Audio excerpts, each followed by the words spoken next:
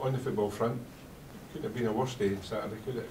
No, it didn't go well for us at all. I think with younger players, you're going to get that inconsistency at times. You know, we didn't overall. We didn't play horrendously badly, but we did lose cheap goals, and the goals at the end of the day are what wins and lose football matches. You know, and the goals we lost were cheap. Kilmarnock played very well on the day, I must add. You know, I thought they were very good on the day.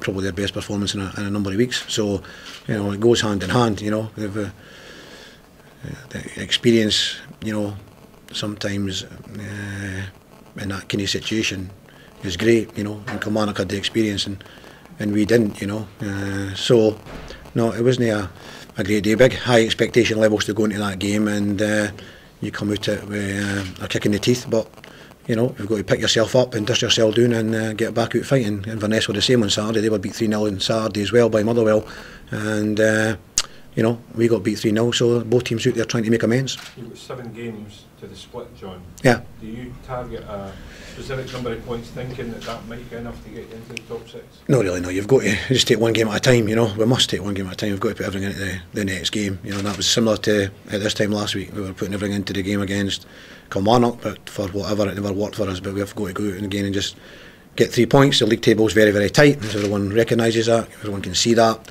There's still, as you say, 7 games. That's 21 points to play for, and there's you know, a number of teams could finish in that top 6, and maybe even some teams in that top 6 will drop out that top 6. It's so tight. So it's still all to play for.